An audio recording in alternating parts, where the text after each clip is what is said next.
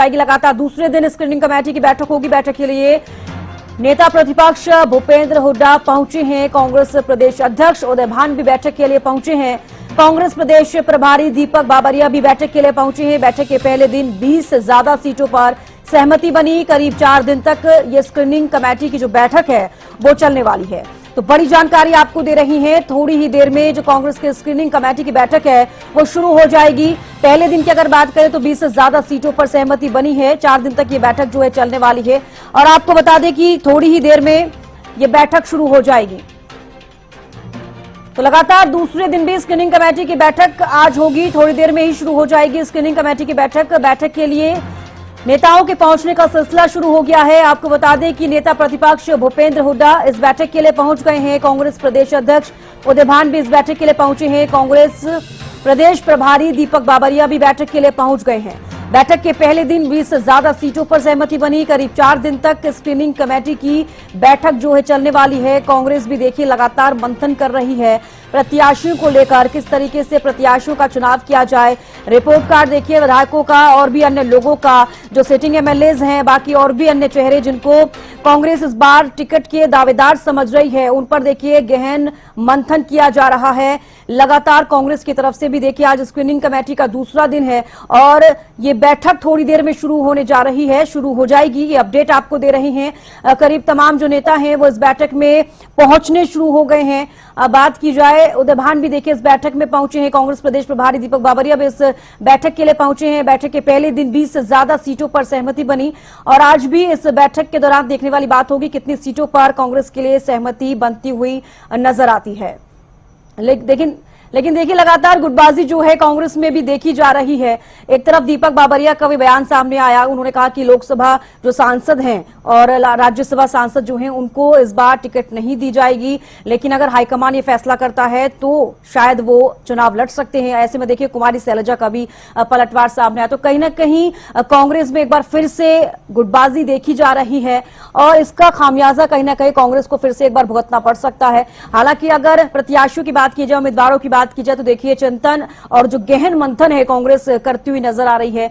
आज screening committee का दूसरा दिन है। थोड़ी देर में ये जो स्क्रीनिंग कमेटी की बैठक है ये शुरू हो जाएगी और आपको बता दें कि लगातार सभी जो बड़े नेता हैं वो पहुंचने शुरू हो गए हैं। नेता प्रतिपक्ष भूपेंद्र सिंह हुड्डा भी इस मीटिंग के लिए पहुंचे हैं। कांग्रेस प्रदेश अध्यक्ष उदय भान भी बैठक के लिए पहुंचे हैं।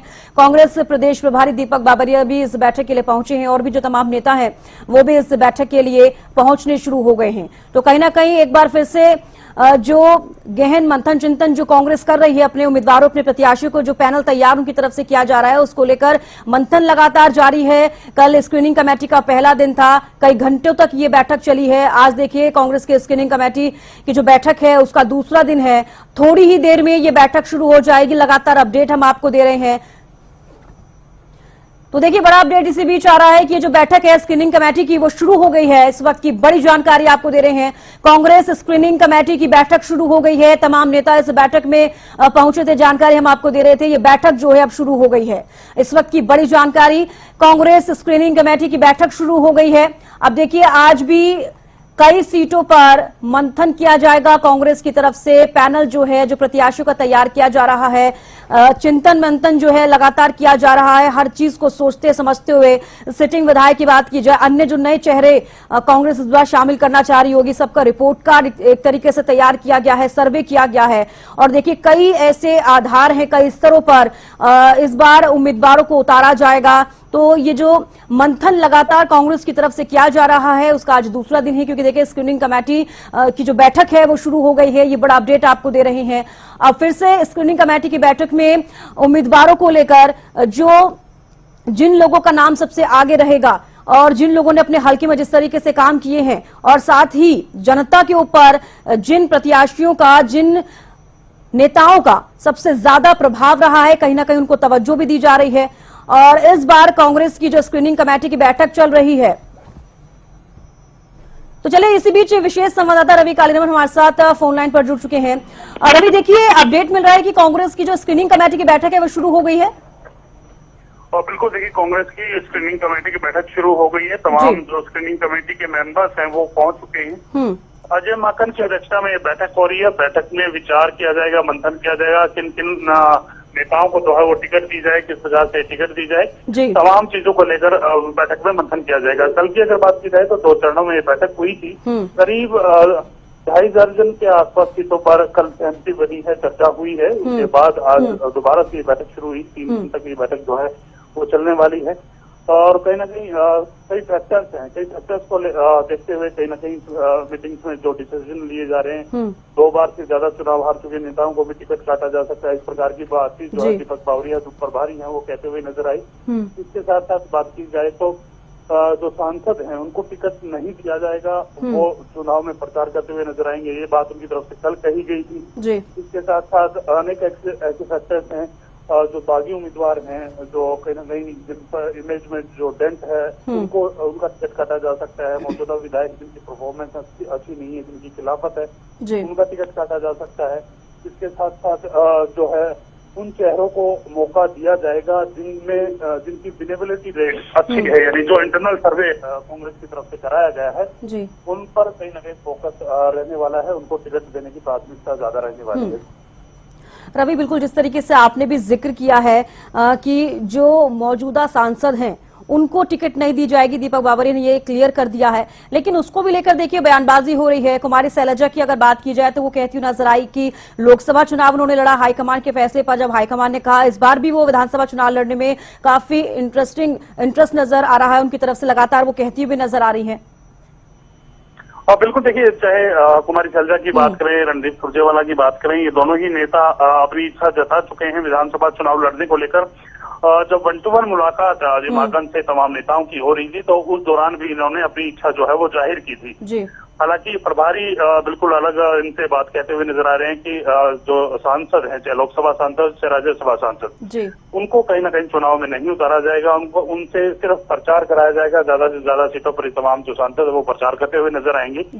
लेकिन देखना होगा स्क्रीनिंग कमेटी की बैठक में क्या चर्चा होती है, किस प्रकार से चर्चा आगे बढ़ती है। जब केंद्रीय नेतृत्व के पास ये सूची जो पहुंचेगी, जो पैनल में जो नाम है वो पहुंचेंगे, उसके बाद तमाम चीजें जो है वो क्लियर होंगी। क्या सांसदों को चुनाव लड़ाया जाएगा, किस प्रकार के जो कुमारी शैलजा है, रणदीप सुरजेवाला है, वो हाईकमान को राजी कर पाते हैं, या फिर कहीं ना कहीं वो सिर्फ प्रचार करते हुए नजर आएंगे। तमाम चीजें देखने वाली बात है। लेकिन कहीं ना कहीं पहली सूची का इंतजार अभी थोड़े दिन और करना होगा। करीब 3 से 4 तारीख के आसपास जो पहली सूची कांग्रेस जो है वो जारी कर सकती है। इससे पहले दूसरी तरफ बीजेपी की भी मंथन चल रहा है। बीजेपी भी अपनी तमाम जो उम्मीदवार हैं उनके नामों को लेकर चर्चा कर रही है। किस प्रकार से अभी टिकट वितरण होगा ये जल्द जो है लोगों के सामने आएगा, दर्शकों के सामने आएगा। लेकिन लगातार बैठकों का दौर, चाहे कांग्रेस की बात करें चाहे बीजेपी की बात करें, जारी है। रवि, बिल्कुल जिस तरीके से आपने जिक्र किया कि कल जब ये बैठक हुई थी तो 2 चरण में ये बैठक हुई, आज फिलहाल कितने चरणों में बैठक होगी? और कल की अगर हम बात करते हैं तो 20 से ज्यादा सीटों पर देखिए सहमति बनी है, आज कितनी सीटों पर सहमति बन सकती है? तो देखिए कितनी देर बैठक चलती है, मुद्दा ये है कि बैठक लंबी चलती है तो ज्यादा सीटों पर जाहिर सी बात है कि चर्चा होने के चांसेस हैं। बैठक के ऊपर डिपेंड करता है बैठक कितनी देर चलती है, 2 चरणों में बैठक बुलाई जाती है या लंच के बाद बैठक स्थगित की जाती है, ये भी देखने वाली बात होगी। लेकिन कल 2 चरणों में बैठक पे करीब 2.5 दर्जन के आसपास सीटों पर चर्चा जो है वो हुई है। अब देखना होगा कि किस प्रकार से चर्चा आगे होती है, क्या क्या फैक्टर्स इसमें रखे जाते हैं, किन किन चीजों को लेकर ध्यान रखा जाता है। लेकिन दीपक बावरिया की तरफ से कल भी साफ कर दिया गया था विनेबिलिटी के आधार पर जो है टिकट वितरण किया जाएगा और कोई बड़ा नाम, बड़ा चेहरा उसको देखकर टिकट नहीं दिया जाएगा। जी रवि, बिल्कुल इसका भी मैं जिक्र करना चाहूंगी। देखिए कांग्रेस हमेशा ये कहती है कि उनके जो पार्टी है उसके अंदर अंतरकलह नहीं है, लेकिन अब साफ तौर पर ये नजर आ रहा है, जिस तरीके से दीपक बावरिया का भी बयान सामने आया, कुमारी शैलजा उसको कहती हुई नजर आई, तो कहीं ना कहीं देखिए ये बड़ी चुनौती कांग्रेस के लिए इस बार भी रहने वाली है कि टिकट कटने पर नाराजगी फिर से एक बार नेता दिखाते हुए नजर आएंगे और कहीं ना कहीं फिर कांग्रेस को इससे नुकसान होता है।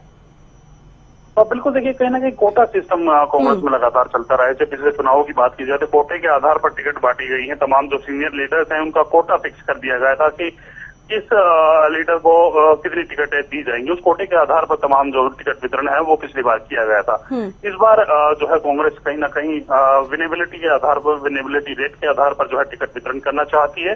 तो जाहिर सी बात है तमाम जो लीडर्स हैं उनके अपनों के भी टिकट कट सकते हैं, तो कहीं ना कहीं नाराजगी जो है वो देखने को मिल सकती है, लेकिन शीर्ष नेतृत्व की तरफ से साफ कर दिया गया था कि चुनाव में किसी प्रकार की आपसी मनभेद लेकर के नहीं जाना है। तमाम मतभेद, तमाम मनभेद जो हैं वो यहीं सुलझाने होंगे। अब बिल्कुल, अभी जिस तरीके से लोकसभा अगर चुनाव का मैं जिक्र करूं, कांग्रेस की तरफ से जिस तरीके से 5 सीटें उनके खाते में आई और जिस तरीके से उन्होंने टिकट वितरित किए थे, कहीं ना कहीं उनकी जो रणनीति रही है लोकसभा चुनावों को लेकर वो काफी सही रही है। और इस बार अगर उनकी रणनीति की बात की जाए तो इस बार भी उसी चीज को लेकर फोकस किया जा रहा है, जिस तरीके से आपने भी जिक्र किया विनेबिलिटी को लेकर। रिपोर्ट कार्ड जिस तरीके से जिस भी नेता का रहेगा उनको सबसे पहले टिकट की दावेदारी में आगे रखा जाएगा।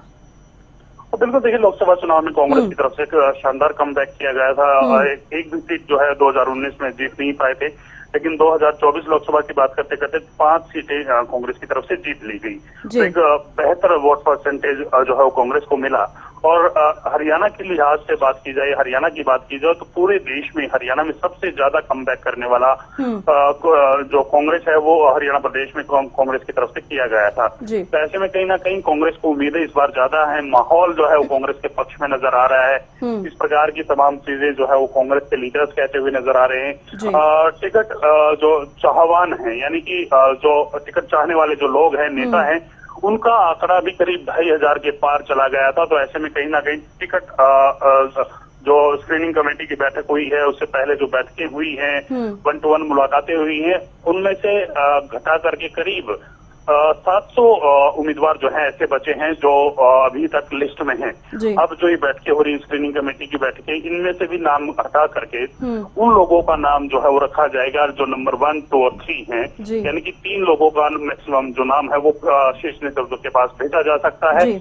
और करीब 300 के आसपास जो है उम्मीदवार जो चाहवान है, टिकटार्थी हैं, उनके नाम जो है पैनल में शामिल किए जाएंगे। इस प्रकार की भी बातें निकल करके सामने आ रही हैं। कल भी जो है स्क्रीनिंग कमेटी की बैठक होगी। देखना होगा किस प्रकार से बैठक जारी रहती है, कितनी देर ये बैठक चलती है, आज क्या क्या मंथन होता है, कितनी सीटों पर मंथन होता है। जी बिल्कुल, देखने वाली बात होगी। फिलहाल के रवि आप इस खबर बने रहिएगा और भी जानकारी आपसे लेते रहेंगे। फिलहाल के लिए बेहद शुक्रिया हमारे साथ जुड़ने का, तमाम जानकारी देने के लिए। तो देखिए, कांग्रेस स्क्रीनिंग कमेटी की जो मीटिंग है वो शुरू हो गई है। सभी नेता वहां पर पहुंच गए हैं।